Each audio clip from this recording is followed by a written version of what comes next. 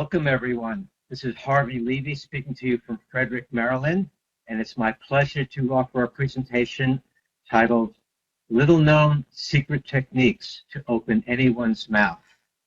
This is the fourth of our scheduled programs and webinars supported by Dentalese and put out by Viva Learning, the other three being on access to care, hovercraft chairs, the Airglide J New Simplicity chairs that move around in the office, and the Identify lights, which we can use for oral exams and cancer exams. But this material today is novel because, according to all my research, no one has ever done this before, and so I'm very excited to present this to you today. After the webinar is over, if anyone wishes to communicate with me by mail, phone, or visit, it would be my pleasure to communicate with you. I can be here today because my partners are back at the office. They're covering it. That's Dr. David Somerville, Neeraj Patel, and Sunanda Bhushan are at the office so that I can be here with you today, and especially welcoming our guests from other countries. We have over 900 people signed up, and we invite and welcome our foreign guests. As a dental practitioner, health professional, we all know that you cannot treat until you diagnose, you cannot diagnose until you open the mouth. So therefore, staying at the other direction, you have to open the mouth before you can diagnose or treat. Not all of your patients are going to be cooperative, some are uncooperative or combative. We focus on patients with anxiety and special needs, and we have thousands of patients who can be combative or uncooperative. We also have a hospital-based practice, part-time, where we examine patients who are either too medically compromised or mentally challenged to allow a safe oral examination. We do a lot of this bedside, hospice, home, nursing home, hospital, OR, ER, etc. In this webinar, we will be demonstrating acupressure methods to open one's mouth and to keep the mouth open. I'll be presenting 4 different points for you today. One is the chin button, and I'll be demonstrating 4 different points, including everything you need to know to activate them. I will also be showing you physical distraction and multi-site stimulation. Not to be silly, but a body can handle simultaneous sources of pleasure. It cannot well handle simultaneous sources of displeasure. So if we enact a physical distraction of one part of the body cannot then cope with a physical unpleasant stimulus in another part of the body. The techniques we're going to talk about have been effective for 96% of the uncooperative patients in our office, and we have been testing this over the decades on more than 36,000 patients, so this is not new to us. I say 96,000 because 96%, because 4% of the time we try our best and we fail. And those 4% of the cases, we're always successful when we take them to the hospital operating room, where an anesthesiologist will safely put them to sleep, allow us to do our work, and then safely wake them up and dismiss them. These are safe conditions with anesthesiologists and the nurse anesthetists at hospitals or OR surgery centers. I'll be describing several different points where we apply manual pressure to very specific acupuncture points. We have enough time for 4 points today, and you'll all be experts by the time we're finished. Each point has its own proper angle, direction, and method of activation to open the mouth. After we talk about opening, we'll show you how to keep the mouth open. These techniques have been developed by acupuncturists and employed by martial artists over the years.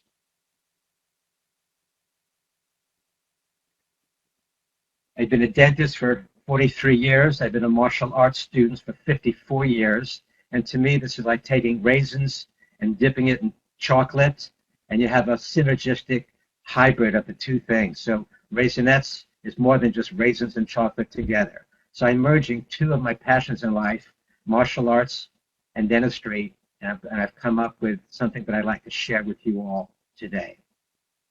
I'm going to break this down into 6 little topics: identify the problem, the need for solution, past successes and failures, cautions and precautions, assess the patient physically, what is the role of the staff, after you open the mouth, how do you keep it open, and what do you do if you have an initial failure?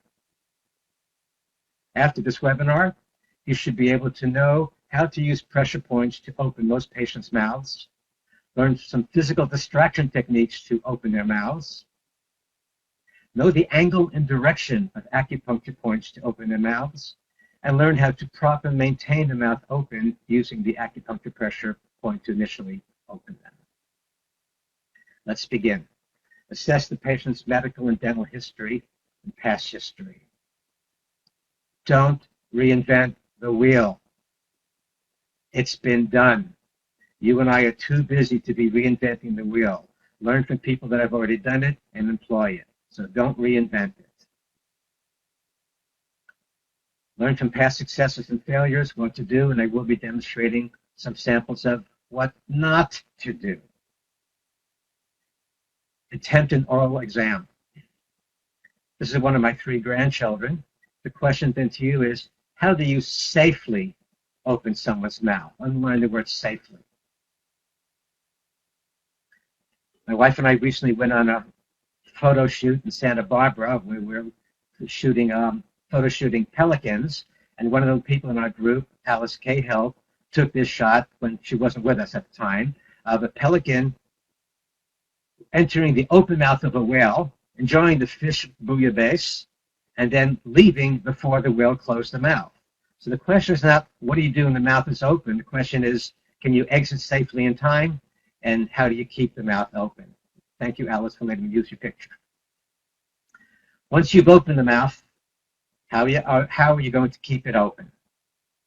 We will not be using alligator props and prods, but I will be using some things that are safe, approved, and comfortable. Always make an effort and assess the level of cooperation. Seeing this young man in the waiting room for the first time, I do not know if I'm going to succeed or not. Shall we wheel him into the operatory? In our 9-chair office, nobody has to leave their wheelchair if they choose not to. We just glide our chairs over to the side of the room using the one-finger touch of New Simplicity chairs. They can stay in the comfort of their wheelchair. First, I ask the assistants to open the mouth. Let's get some photographs, x-rays, etc. And as you can see, my operatory chair is off to the side of the room where caregivers can sit on them. My staff is assessing that the patient is relatively uncooperative. Here's the problem. Patient is uncooperative. How much force do we apply? What do we get?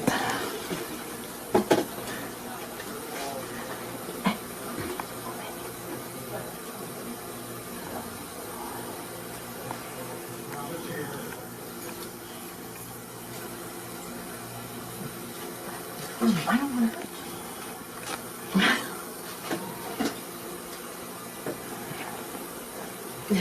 Do you have? No, I don't. Get one last try.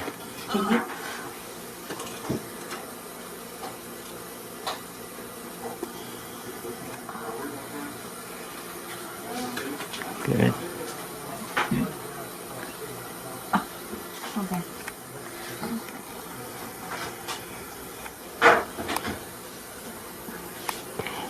Oh, it's okay, buddy.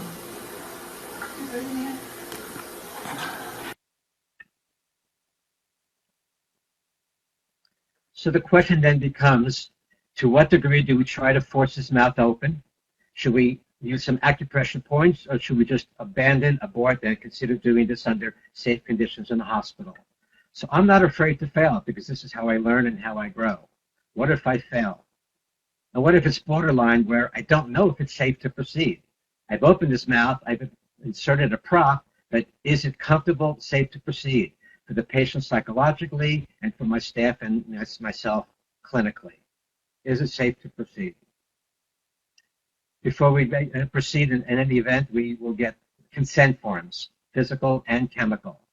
The physical consent will be for the wraps that we use and touching the body, and the chemical is for the drugs. So the chemical consent will say, we're going to be administering drugs that will make the patient lethargic, nauseous, drowsy, etc. And the physical consent says, we're going to be putting wraps around perhaps the wrist, the forehead, the body, the feet, and we're going to be touching the patient. So I need physical consent, otherwise I could be guilty of assault. I mentioned earlier about physical distraction. One of our favorite techniques is the patient thinks that I am a pulse oximeter with my fingers wrapped around their thumb, but at a certain strategic moment in time, my staff and I will exchange glances, and one of the staff members will, upon my request, squeeze their nail into the patient's nail at 90 degrees. They must have a base. The base could be one of their fingers. And their fingernail cuticle is basically compressed to elicit a fraction of a second of pain. We don't injure them, but we will physically distract them by doing this. One of two things will happen.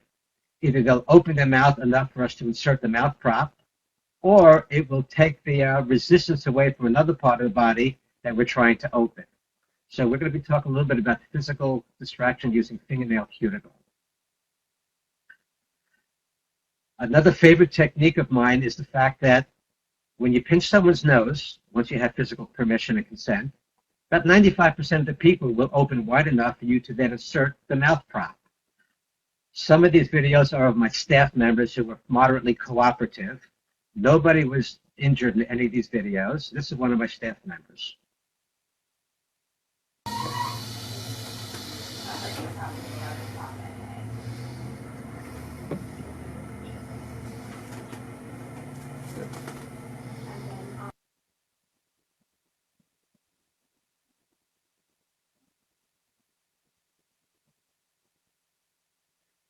For the rest of the staff, we have to prepare them for their roles. Everyone has a job to do. You have your job, I have mine. We can't both be doing the same job because then somebody will take off with a missing tire. In CPR, everyone knows their role, knows their job, and if somebody falls down on the job, like if somebody forgets to call 911 or calls them but forgets to give them the address, the end result could be failure. So everyone knows the job and everyone does the job. We usually don't even talk because we all know each other's jobs. It's well choreographed. We usually do this by a wink and a nod. And there are tools that we have to use. Most important tools are my fingers and having a good team. Three of the props that we use are the open wide mouth rest by Specialized Care Company in New Hampshire, the Molt Mouth Gag by Hugh Freedy, and the Air Glide J New Simplicity chairs by Dental Ease, even though half of our patients remain in their wheelchair. The other half slide into the operatory chairs. The first prop would be the open wide mouth rest by Specialized Care Company. Comes in two different sizes. The newer one is about 25% bigger than the old one. And basically these are just tongue depressors wrapped in foam. We dispose of these after each use, and if I use 25 of them on any given week, it costs $25 or so, and it's done its job to initiate opening of the mouth. Tongue depressors and foam. The second thing that we would use is the Hugh Freedy Molt Mouth Gag. This is just some plastic. In our office, we remove it and reuse it. In the hospital, they snip it off and discard it because it only costs pennies to replace. And during the transition, you will see us using both. Once the patient is wrapped, as you see a body wrap and the head's secured, we would then put the open wide mouth rest on one side and then use the Molt Mouth Gag on the opposite side. In our 2000 general anesthesia cases, we always, underline always, use the Molt Mouth Gag on one side and allow us to work on the other side. 85% of our cases have a tube in the nose for the nasal intubation.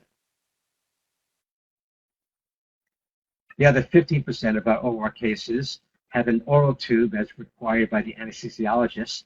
For some, whatever medical reason, they cannot use a nasal tube. So they will use an oral tube, and we will make sure that our Molt Mouth Gag is on the same side. To demonstrate how we get the mouth gag around the oral tube, I'm going to demonstrate using a open wide mouth rest in our office setting. Here's the open wide mouth rest. Pretend it's a oral tube.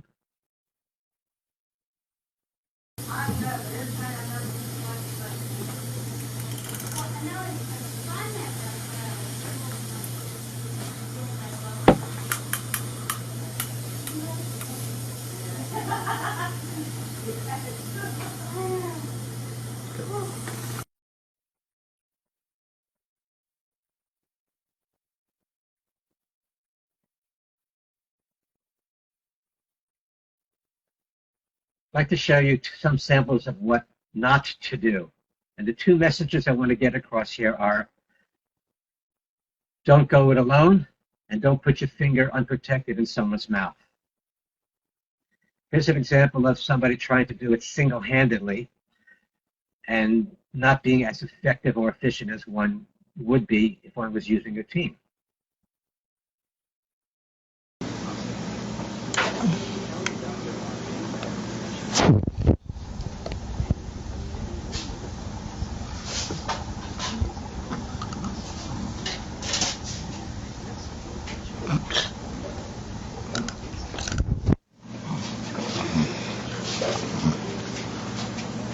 Let's pass it back to the other side.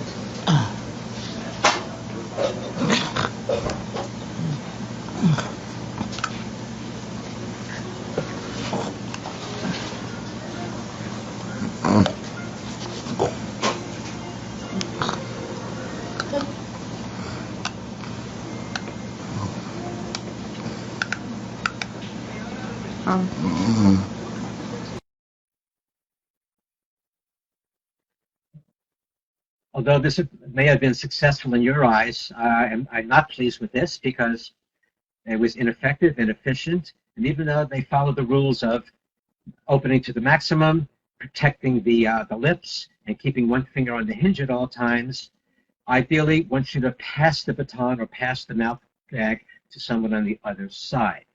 And by putting the finger in the mouth, you're putting yourself at risk. Let me give you an example. This is an uncooperative person whose cooperation level has not yet been confirmed or assessed, and the well-intentioned hygienist is basically going it alone. Let's see what happens.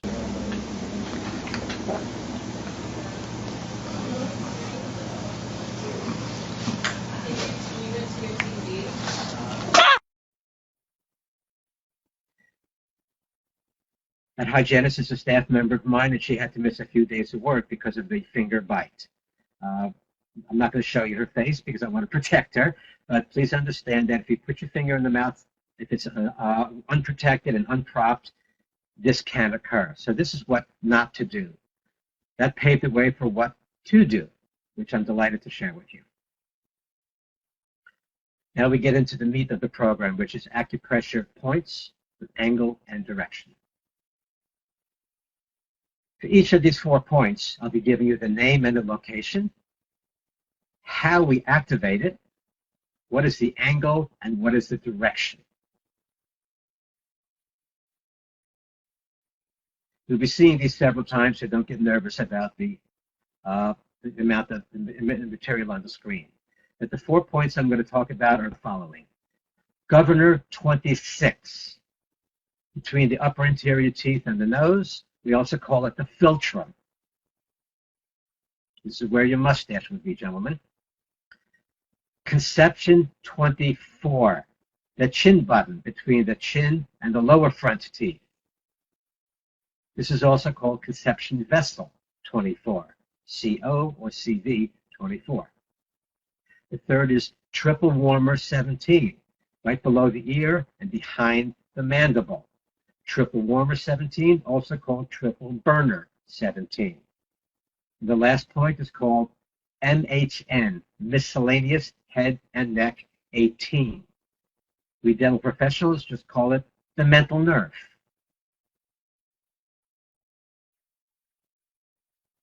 Using two more diagrams from different angles. Governor 26 is the philtrum, conception 24 the chin button, miscellaneous head and neck, the mental foramen, and triple warmer 17 is right behind the ear, below the ear, behind the mandible. And here you have it in a drawing format. Philtrum, chin button, mental nerve, triple warmer 17. There are three ways to activate the points. The first we'll not be talking about in a dental clinical setting, and that is to strike the point. It's not part of this seminar. I do invite you to look for a pressure point karate studio or dojo in your neighborhood and learn more about this application. But today we will only be talking about rubbing back and forth or pressing inwards. These are the only three activation mechanisms that we know to be available. If you're going to press, should you press with continuous pressure or intermittent variable pressure? And the answer is variable pressure, because if you push something continuously, the body will acclimate and adapt to it and become immune or resistant to it. So the direct current is relatively ineffective. Instead, we use intermittent or variable pressure, like an AC current or a jackhammer. This is far more successful. What angle to use? Roughly speaking, they could be 45 degrees to a certain point, 90 degrees to a different point, or 180 degrees. Each point has its own angle of activation. They are not interchangeable. So when I describe the different points, I will also describe the angle to activate that point. You can go towards a point, away from a point, or straight in along the acupuncture meridians, or the vessels. Now let's learn how to use these acupressure points.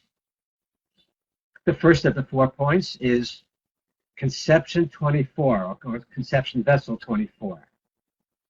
Middle of the mandible in the anterior or front part, halfway between the bottom of the lower jaw and the gum line where the teeth begin.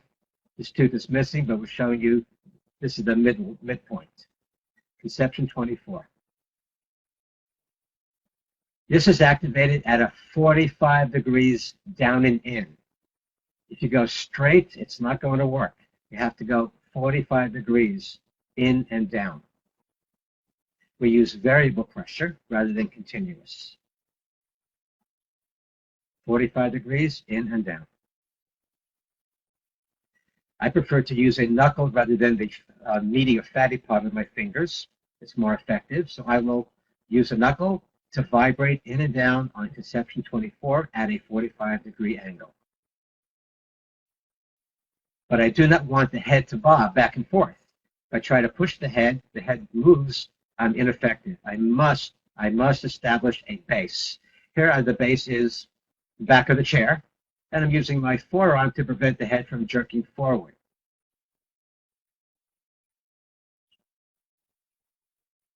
To prevent the chin from tucking in and the head from being lowered, I'm going to place a finger, a horizontal finger, right under the nose.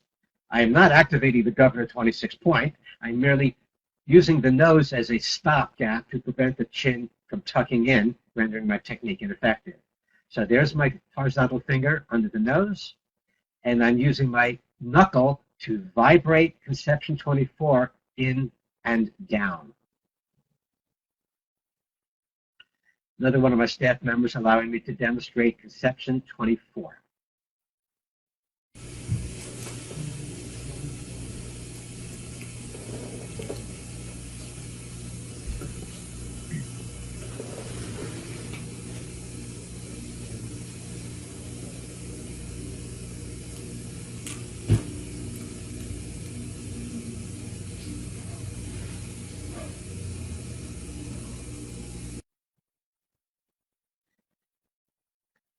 Notice a few key points. We make sure that to invert the lips, we don't want to get the lip caught in there. Open to the maximum, and we keep a finger on the hinge at all times. I've conducted 150 seminars nationwide, and in each seminar, I place this Hugh Freedy mouth gag in someone's mouth, and I keep a finger there, and I challenge them. If you can flick this out with your tongue, you can take this home and keep it. No one has ever succeeded before, because I keep a finger on the hinge and I open to the maximum. So one's tongue cannot flick it out if you perform the technique properly. Now I'm going to do the same thing, but I'm going to use the finger under the nose to prevent her from tucking her chin down. And I'm again going to use Conception 24.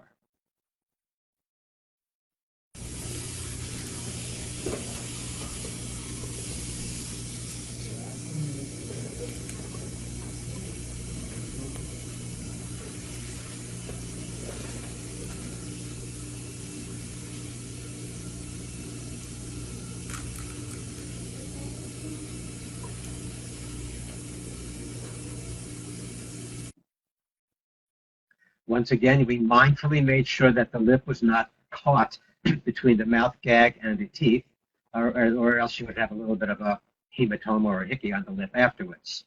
And we open to the maximum, keep a finger on the hinge. This is a person who is not drugged, sedated, or wrapped because she's a staff member being moderately cooperative to demonstrate the technique. We do have a couple of patients that we will show you later, but we wanted to first demonstrate the proper technique on a moderately cooperative person. So let's turn to Colin, who does have an intellectual disability. We did give him some drugs to relax him and take out some of the fight. He does have a silhouette Porter mouth nitrous oxide mask, and the nitrous is flowing. We use the silhouette mask because of his low profile, and even if he has a mustache or glasses, it does not affect it. So let's see how things work with Colin. He uses the headphones for his own personal use. And here's the mask. And let's see how Colin does. What a good boy you are, Colin. I am so proud of you. Can you open it a little bit bigger for me? Good boy. What a good boy you are. Huh? You're doing good. I'm really proud of you, Colin. You sure? You're doing really good. Super Colin. You sure? You Yes, are doing you are great. wonderful. Oh, sure. You're doing really good. Thank you for being so good. Okay, withdraw. Just helps you relax. Yeah. Nice, very nice.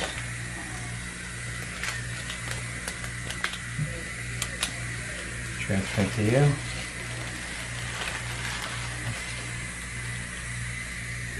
Good. Oh, okay. Good. What a good boy you are, Colin. It's open. Very nice. Doing very all the work, nice. Colin. You're doing great. Excellent. Yeah, makes it easy for you. I see it. You're so good. Okay. You sure? Good. Good.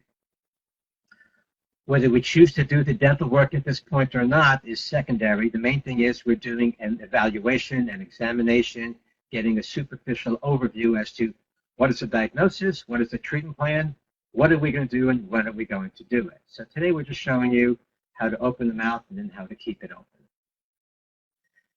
Again, I like a horizontal finger to prevent the head nod or tucking the chin inwards. I've got Conception 24. And a horizontal finger under the nose. Ellie is a little bit less cooperative. We ended up doing his work in the hospital, but I needed to get some sort of an idea as to what we need to do. So here's Conception 24 with a nose block on a patient who's treated in the Okay, hospital. Ellie, thank you for being such a good boy today. I'm glad you came to see us. What a good boy you are. Let me change for the other one. Ellie, thank you for being so good. I'm glad you came to see us today. Good boy, Ellie. You are such a good boy. Good, very nice. Okay, come on the other side. What a good boy you are, Ellie. Yes, very nice. Excellent. Look at the ratchet height maximum. Good, very nice.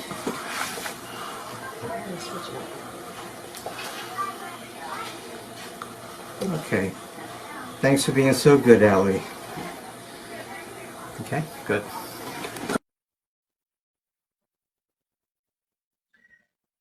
As you gathered, it was not safe to proceed to remove the 2 fractured and abscessed teeth, but we obtained enough of an examination to know what to schedule for under safe hospital conditions with general anesthesia. But this allowed us to do a superficial, brief exam. He was not hurt or injured, and we got the job done with Ellie. Next point I'd like to talk about is the mental foramen, which is at the apex of the lower premolars. It's called miscellaneous head and neck 18.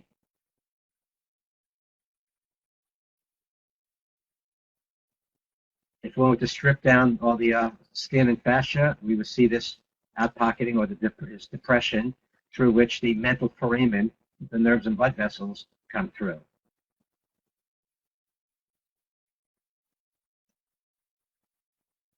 This is also 45 degrees in and down, and whether it's unilateral or bilateral, it's 45 degrees in and down to the mental foramen or miscellaneous head neck 18. I like to use the knuckle because I have small fingers, they're not very strong, and I don't want to use the fatty, meaty part. I'd rather use a knuckle in a vibrating fashion, in and down. For the mental foramina, I'm going to take 2 fingers, my index finger, my middle finger, separate them as wide as I can, and place those 2 knuckles on the 2 mental foramina, both sides. And I'm also going to block the nose. And as I vibrate my 2 knuckles on the 2 mental foramina in and down, I'm successful far more often than I'm not. And just another view on another staff member. I have 1 knuckle on each of the 2 mental foramina, or miscellaneous head and neck 18, and preventing her from lowering her head. Let's see how this works out.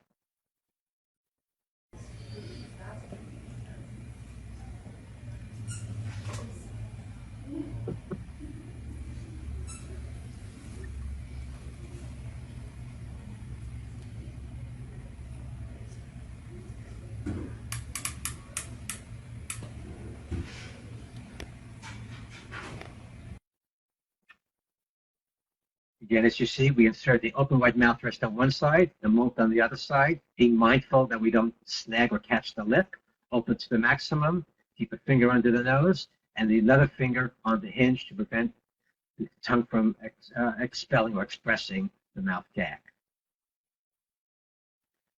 One of the distraction techniques, as we mentioned, is squeezing the cuticle at 90 degrees to the base. You can use any of the 5 fingers, it doesn't matter, so long as you have a base under the finger and you're at 90 degrees to the cuticle. I'm choosing to use miscellaneous head and neck 18 on this one.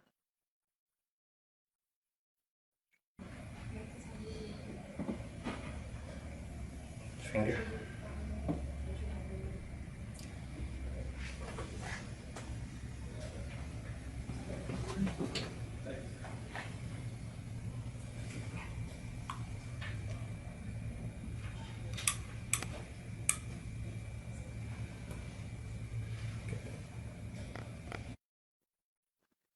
So in that video, I was simulating trying and failing with just pushing the pressure point, nodding to a staff member to activate the cuticle, and then I'm able to activate and succeed with what my goal was, which is to open the mouth safely. I'm going to show you several videos of a martial application. This gentleman is a Kung Fu Grandmaster, red sash. He is not hurt in any of these. He's not injured, but he did feel momentary physical pain for a moment. And then there was no residual after the fact. So we're going to show you some of these videos. This is Grandmaster Mike Christie from Canada. First, we'll show you miscellaneous head and neck 18. Okay.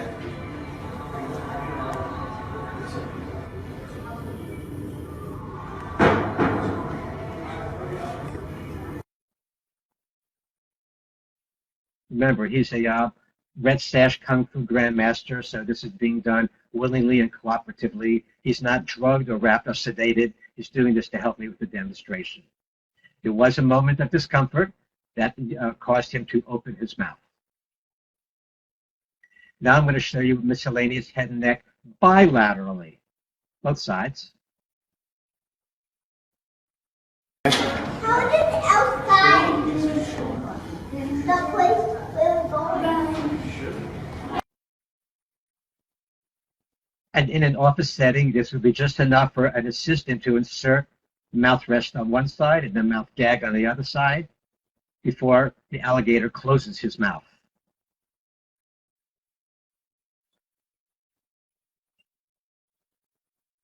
Bilateral miscellaneous head and neck with a nose block. And one of my staff members will demonstrate that.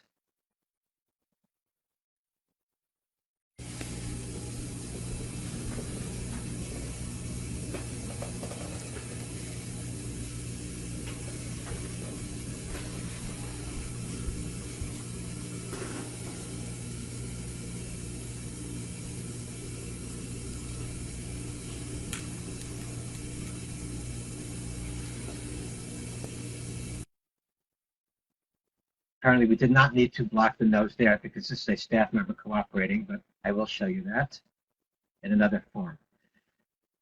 The miscellaneous head and neck can be extraoral or intraoral. Sometimes we have our fingers outside the teeth but inside the lips, and so here I am applying miscellaneous head and neck inside the mouth, intraorally on an uncooperative patient. So I'm keeping my two middle fingers right on the mental foramina, keeping him open just enough so I can do an exam to determine what we have to do on this next visit, which would probably be in a hospital setting. But I need to get some look at the lower front teeth, which he would not allow me to do under normal circumstances. So here I have intraoral mental foramina or miscellaneous head and neck points.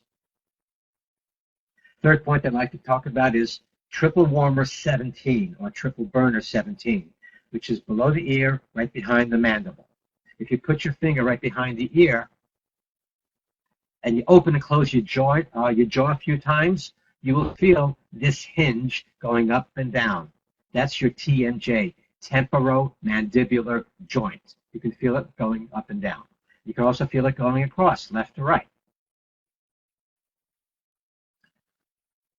We talked about the mental foramen, which is the miscellaneous head and neck 18, and now we're talking about triple warmer 17. And in our skeleton skull, this is where the joint is. This is where the mandible and the cranium meet each other at the joint, TM joint. Activation is from back to front at a straight angle. It's 180 degrees. From rear to front. And if you turn your head, you'll see that I'm pushing in a horizontal angle. Triple warmer 17, pressure from back to front. Martial application, again with a Grandmaster. Okay.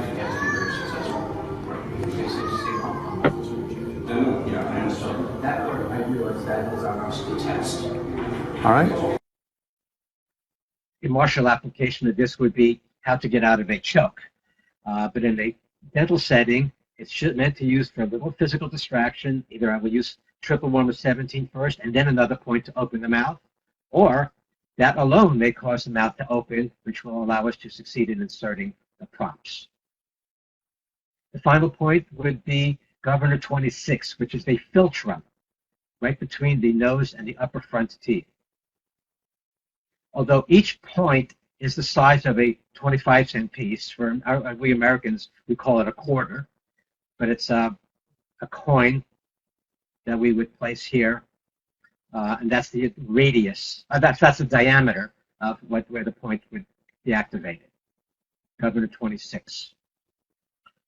Governor 26, directly above conception 24, off to the side we have the mental foramen, MHN 18. This is straight on. It's 90 degrees to the philtrum, or the upper jaw. Straight on, 90 degrees.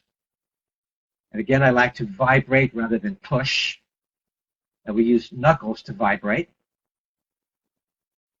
And here I'm going to show you how we use Governor 26 as a distraction so that I can then activate miscellaneous head and neck 18 on both sides.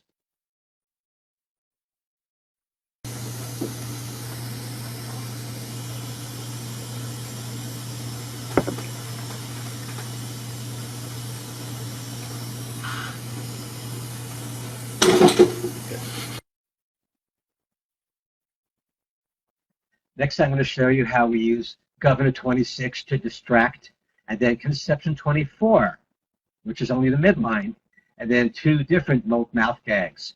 Because the question always is, how do you switch from one side to the other? Well, you can take one gag and switch, or you can insert the second before you remove the first.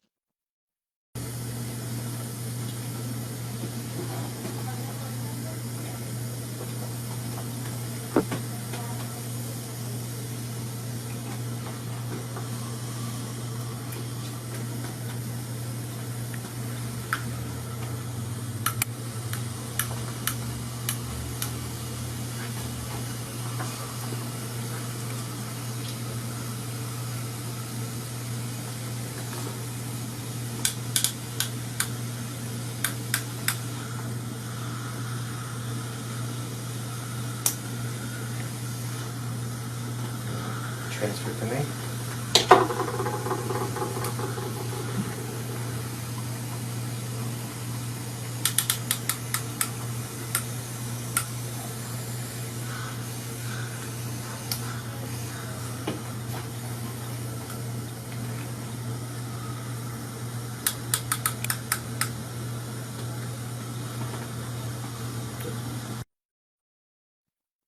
My father taught me years ago, you don't throw away a dirty knife until you have a clean one.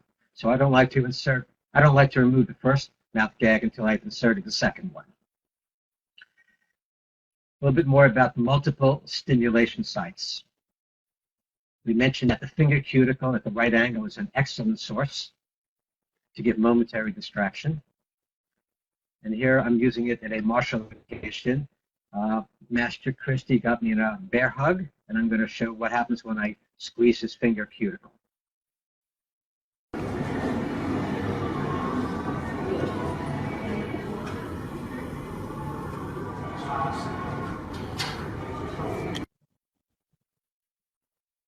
There's no residual pain, no harm, but I got momentary discomfort where he opened his mouth and allowing me to place whatever mouth gags or props I chose to.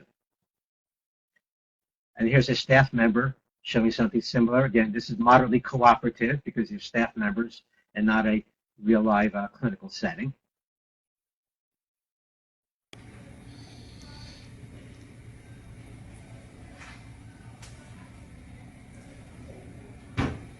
Good.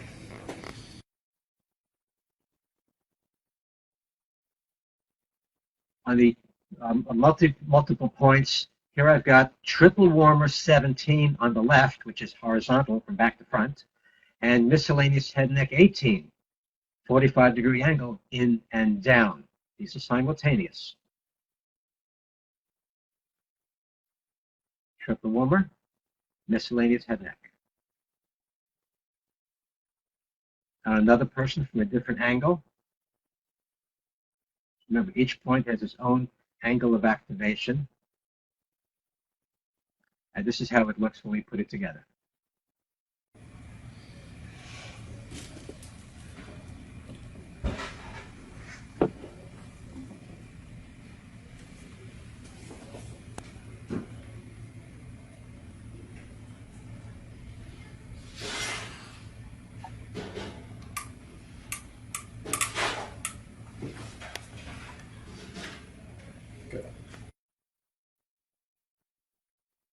I'm employing all the same principles that you saw earlier. Right? We have become the master of the mundane. It's the exact same technique every time. Mindful of the lips, keep a finger on the hinge, use a distraction point elsewhere, such as triple warmer 17 or governor 26 or the finger, etc. Let's use triple warmer 17 and the mental foramen on Grandmaster.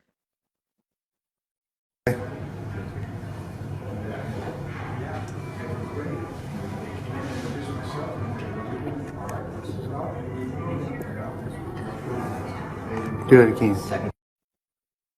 Please understand, in the office, I would not linger that long. I'm lingering merely so that you can see the end result.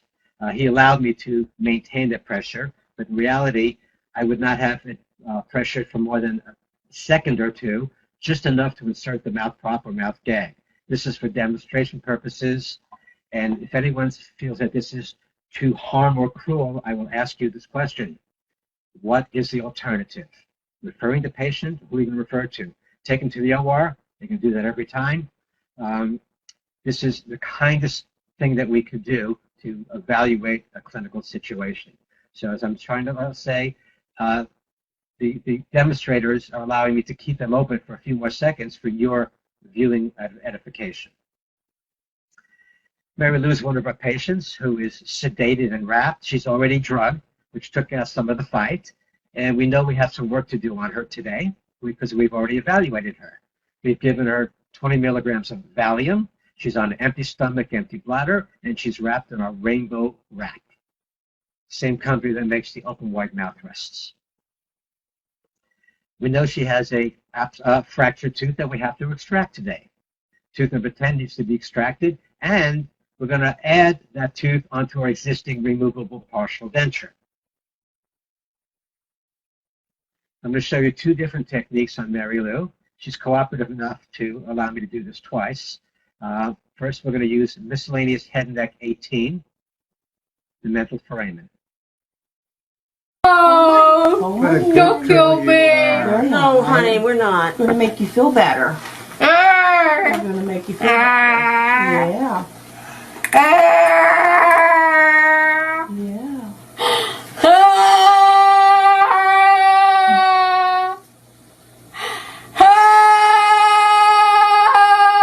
Good girl.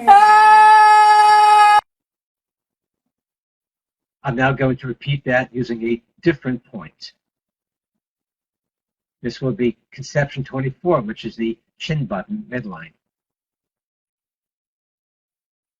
What a good girl you are. I am so proud of you.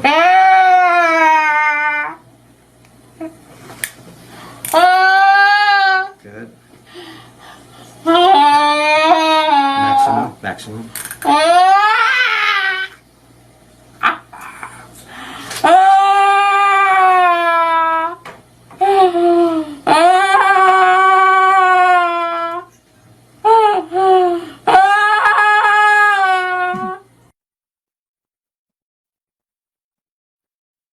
All of these techniques are being performed by me, both the martial arts, the acupressure, and the dentistry.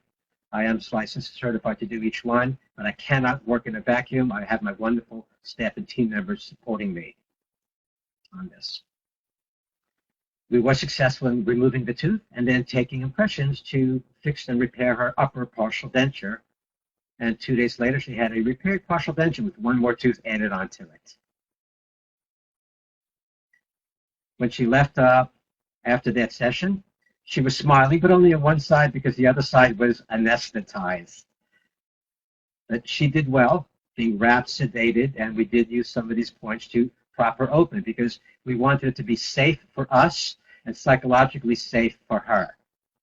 If we have sharp objects like needles, drills, scalers, if somebody jerks their head forward, everybody's in trouble. So we protect the patient, we protect ourselves, and everybody goes home safely. To review, there are 4 key points here. First is the name and location of each point. We talked about conception 24, governor 26, triple warmer 17, and miscellaneous head neck 18. We talked about the types of activation, one being hit or strike, which is not part of this program. The other is rub, and the final one is press. Different angles of activation. Some you saw were 45 degrees, in and down. Others were like 90 degrees, that would be governor 26, or 180 degrees, which would be triple warmer 17. Directions of flow could be towards, away from, or straight in, and we've seen each of these today. If all else fails, we always make an effort. In our 36,000 or so attempts, we always try first. Trying does not guarantee success, but without trying, there's no possibility for success. Sometimes you just know you're not going to get to first base. This patient would not get off the waiting room floor. If we cannot get him safely into an operatory chair, we know we're not going to attempt putting things in his mouth. So we just say, if you want to succeed, we're going to have to do this in a hospital setting, which is safe. And then we give them Versed, ketamine, other medicines to relax them enough for the anesthesiologist to do their job. That's a different seminar, a different webinar. And if this is the greeting that you're getting in the waiting room, you're pretty much assured that you're not going to be very successful.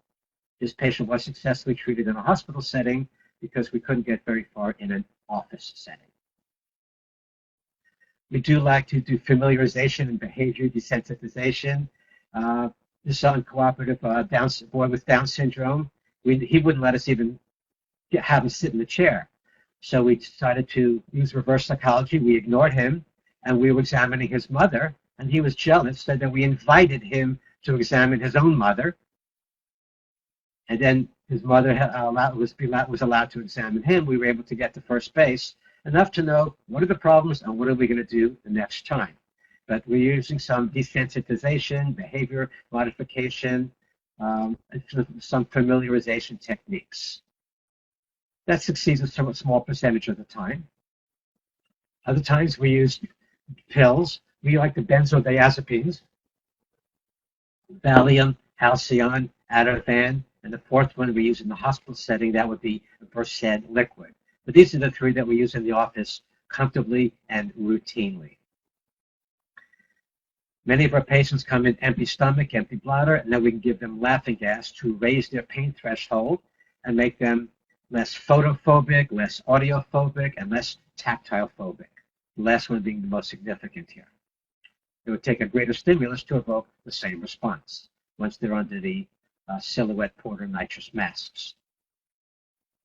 And sometimes you just have to overwhelm them with manpower and numbers just to see what is the problem and what do we need to do about it.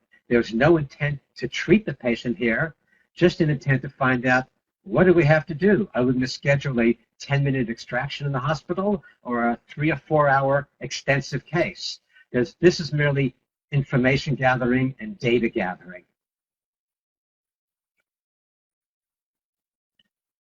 And I've been told that when some people are tickled, they cannot keep their mouth closed. I've never employed this technique, and it's not part of this webinar, but for completion's sake, I have to say, if you tickle somebody somewhere, they may open the mouth just enough for you to insert the mouth gag or mouth prop.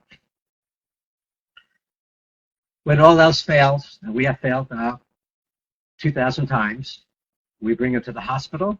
The anesthesiologist safely puts them to sleep. We can prop them out comfortably and safely and do our finest work on non-moving targets. My staff and I do our best work on resusciani or mannequins that are not trying to bite us. In conclusion, we're encouraging you to offer something that few others do. Your competitors certainly won't. It's an exceptional service and an incredible practice builder, and is in line with one of my passions, which is access to care. This is improving access to care for those with anxiety or special needs. And what we're presenting here is an opportunity. It says, oh crap, was that today? And we're saying, don't miss the boat. Here's something you can learn and employ to increase your portfolio of opportunities and offerings to your patients. If you develop these skills, you'll find there is a demand for this service. We use solution reach and word of mouth to get 900 new patients a year. And it's all word of mouth and patient communication systems. They line up outside our doorstep. We have 4 doctors and 9 operatories. We're up to 60 hours a week because we have this niche where we make this service available where our competitors and colleagues don't. Before I go to the questions, I do have to thank my staff and my patients, both of whom participated in this webinar, the videos and photos. In particular, my training partners over the years from Ryukyu Kempo and Ryukyu Kempo Master Jerry Dozier, who filmed most of these, and Red Sash Kung Fu Master Mike Christie from Canada. Our supporter was Dental East Integrated Solutions. They supported not only this, but my 3 previous webinars through Viva Learning as well. And Impact Communications, which is who's Linda Gross. And if these slides were not upside down, it's because Linda made sure that all the slides were done properly. And she's my presentation guru. The resources, if anyone's interested, are the New Simplicity Air Glide Operatory Chairs by Dental Ease, the Open Wide Mouth Rest by Specialized Care, and the Molt Mouth Gag by Hugh Freedy. And the formatting of all the slides was by Linda Gross, because I gave her the information, but she's the one who put it in a very nice, presentable format. I thank all these people, without whom this would not have been a very effective seminar. My hope is that you're taking home at least one pearl. If you didn't take home a pearl, you've wasted the hour, and I regret that. And if you did come up with something that is of interest, I'd love to hear from you. Please communicate with me. You have my phone, you have my website, you have my email, you have my office address. I would like very much to hear about your successes, your failures, and your frustrations. I would now like to open it up to questions.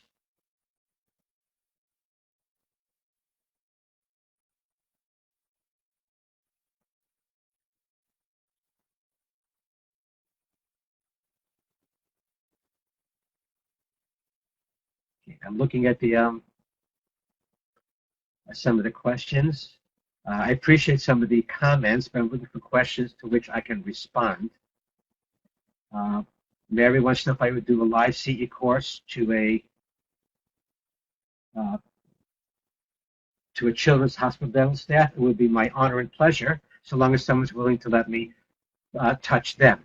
I would bring all my own toys and tools, but I will need somebody to demonstrate on. Absolutely, my pleasure.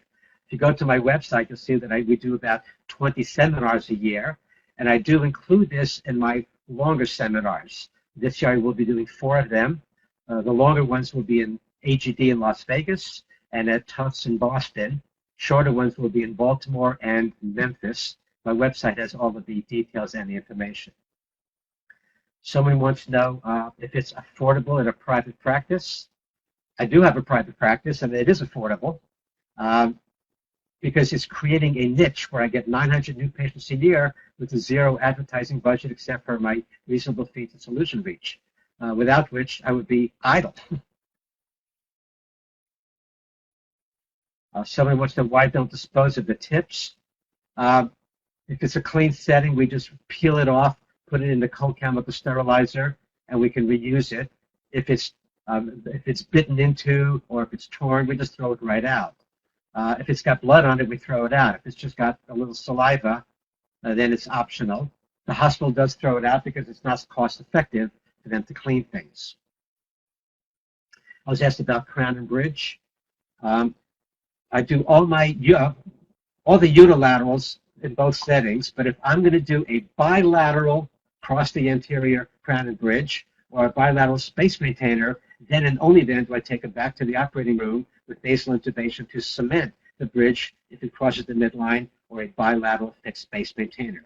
Everything else is unilateral, and I can do that in the office setting.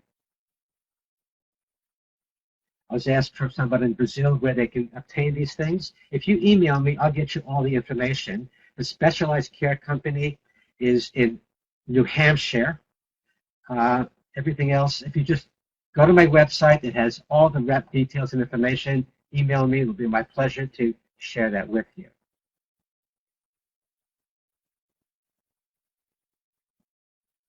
Keith Beasley saying he's always learning from me. I learned from you too as well, my friend.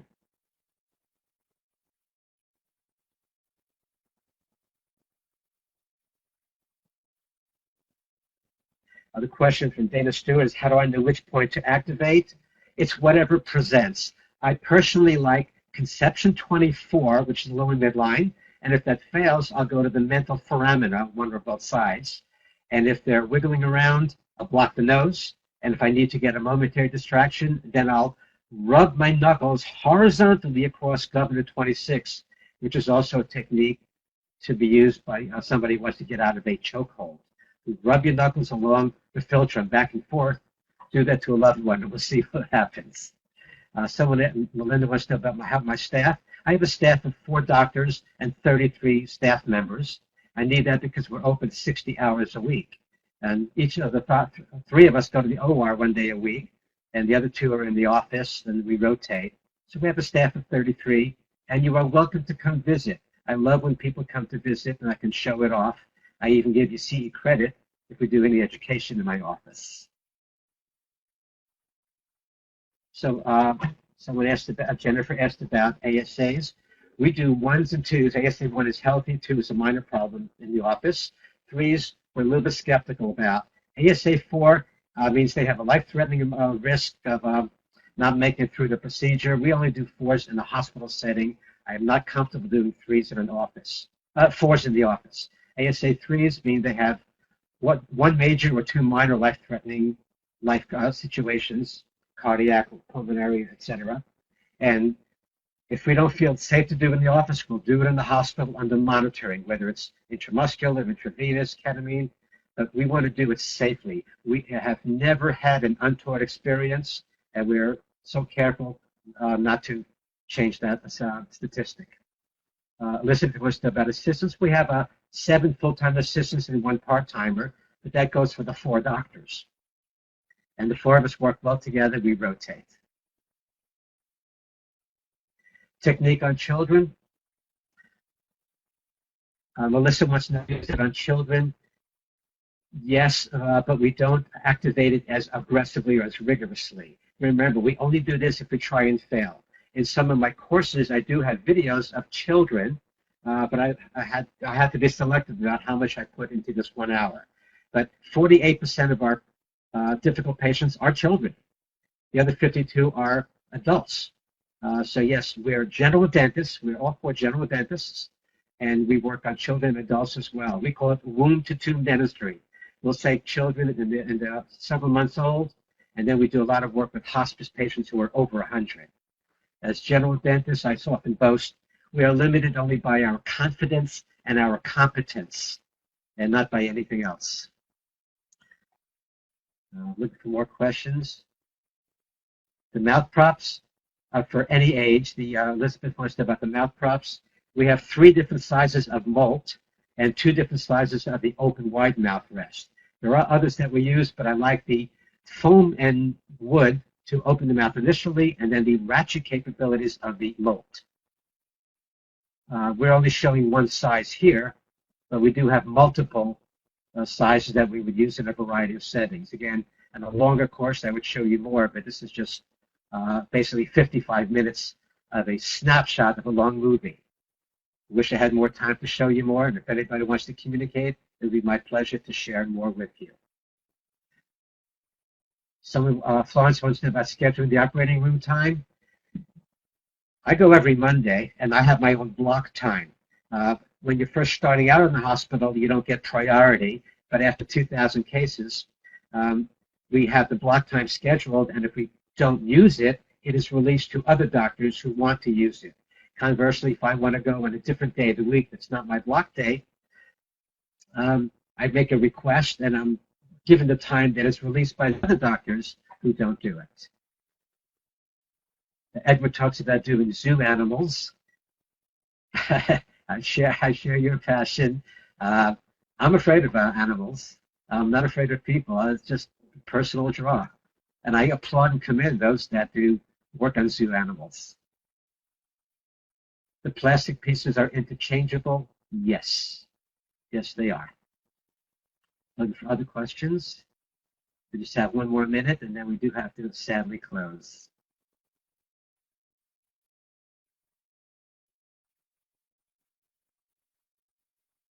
I think we do have time for maybe 1 or 2 more. I appreciate the thank yous, but I'm looking for something that I can respond to. Someone wants more information on the mouth props. Again, if you email me or call me or write to me, it would be my pleasure. But specialized care in New Hampshire, and I don't know the location of the acupressure, but I'm sure it's readily available if you just Google acupressure or specialized care. I think we do have to close, and I'm going to say thank you so kindly for your attention and your interest. And I do encourage you to look at my previous webinars, which all tie into our passion for treating patients with anxiety and special needs in a warm, comfortable, humane, and safe setting. Again, Viva Learning has hosted the other three. Denise has supported them, and it's my pleasure to share this hour with you. Please let me know about successes and failures, and I hope to see more of you along the journey. Thank you so kindly for your kind attention.